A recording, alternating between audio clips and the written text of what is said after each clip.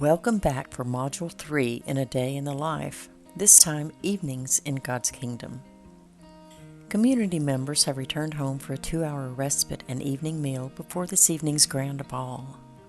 Visiting dignitaries are being served in the main dining hall, along with our present family. We all did attempt not to eat too much, so that we could dance comfortably in our beautiful gowns, the men in their well-tailored tuxedos. But I think we all overdid it. The food was absolutely delicious. Surely a brief nap will help our meal settle. I'm so relieved to have included such a break in the itinerary. I can't wait to see the gowns of those visiting from the 72,000 at this event, as well as their fine suited partners. Each attendee likely designed their own and either made or had made their creation. Mine was designed, yes, by me, with fine off-white gabardine, the bodice terminating just under the bosom, with a shoulder-length straight neckline. A wide-banded twining forms a strategic pass around the front and back, beautifully decorated in blossoms, branches, and fresh almonds. The lower half of the gown is fitted and ever so cleverly transformed into a modified A-line, allowed to just barely kiss the floor. The headdress is equally impressive, more like a copper helmet, though decorated with exaggerated petals of silk emerging from ear to ear around its back. Anchored atop the headdress are jewels whose color mimics almonds, some with the outer skin peeled away and some with the outer layer peeled away entirely.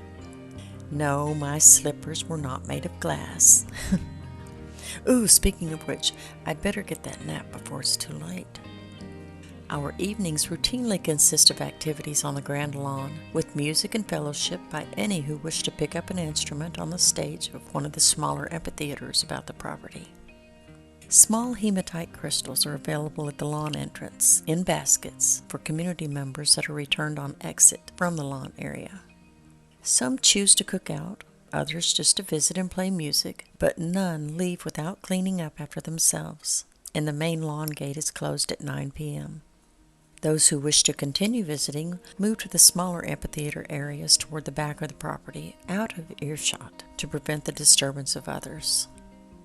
This works out perfectly, too, for the main lawn is watered by the upward mist once closed, and the back lawn is watered in early morning hours around 3 a.m., as well as all community lawns, and the temperature drops to a comfortable 72 degrees Fahrenheit from 8 p.m. till 2 a.m.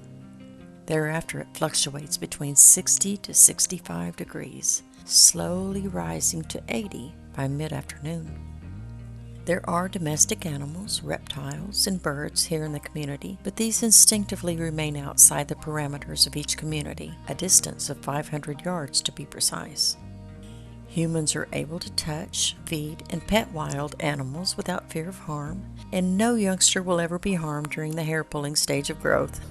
The wild animals have been given a profound respect for humans, and humans suffer immediate, unpleasant sensations for aggression towards them, so much so that a return home is required for recuperation. That said, meals prepared with animal meat are either delivered ready to eat or raw for those with a passion for cooking. Delivery of the meat or meal is accomplished at the countertop dispensary, similar in size to former microwaves of times past. Instead of the numerical keypad, a microphone icon button is pushed and the request is spoken. Beverages are delivered in the same manner, yet humans at the age of 18 are able to manifest them through thought alone. The only exception is alcoholic beverages, and these cannot be manifested by dispensary or direct thought until the age of 30, and only one every 2 hours for those who intend to circumvent the parameters. Vegetables and fruits are readily available for all in the community. Each member is responsible for vegetable gardening within a covered attached greenhouse proximal to the kitchen area. Fruits are available year-round throughout the main lawn as well as the community and may be picked on demand to avoid spoilage.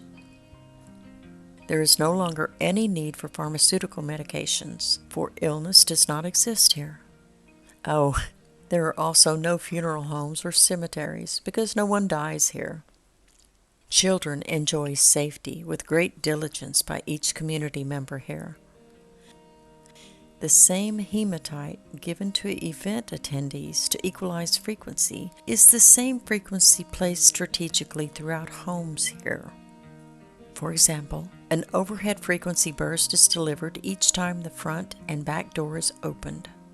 Also, hematite frequency is emitted at the entrance of each common area, as well as each bedroom, to ensure the safety of everyone in the home against low-frequency behaviors from un- or mismanaged emotions.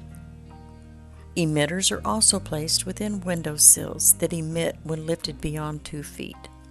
This allows for an open window to catch breeze without tripping the emitter.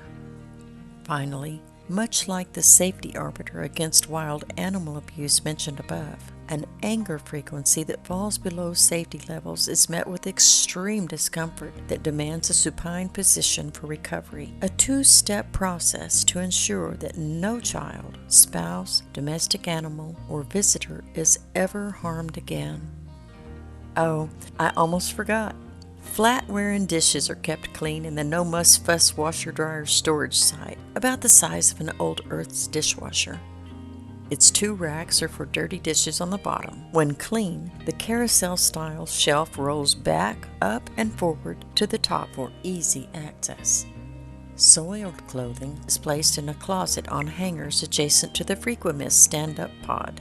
The clothes then travel through its mist cabinet to the clear door, which opens from inside the large walk-in closet, ready to be rehanged for the next use. Undergarments are placed back into drawers designated for their storage by the user. Let's see, is there anything else I forgot? Oh yes, how silly of me. We no longer use roadways for vehicle travel, so pollution and wasted space is alleviated. Instead, those wishing to travel outside the community utilize their GoGo stand-up pod with pre-programmed location frequencies and scale. For instance, a trip to the Pleiades would emit the frequency of that location, and within a few moments the traveler would arrive at the visitor reception or VR site. From there, they would be approved for travel within the Pleiades to private homes or vacationer sites once scale verification is met. Items exchanged or purchased are weighed separately and then again with the traveler for verification at the next stop. Persons over the age of 50 are awarded a frequency medallion matched to their specific frequency in order to travel when away from their GoGo, but must still present at each designated location's VR site. Any weight discrepancy is dealt with at the receiving site per universally established travel protocols, and travel can be suspended altogether for a lifetime depending on the infraction. I do hope you enjoyed Module 3, and I look forward to your visit for Module 4 of A Day in the Life, Nights in God's Kingdom. Has your imagination been primed? Thanks so much for stopping by, and until next time, be richly blessed.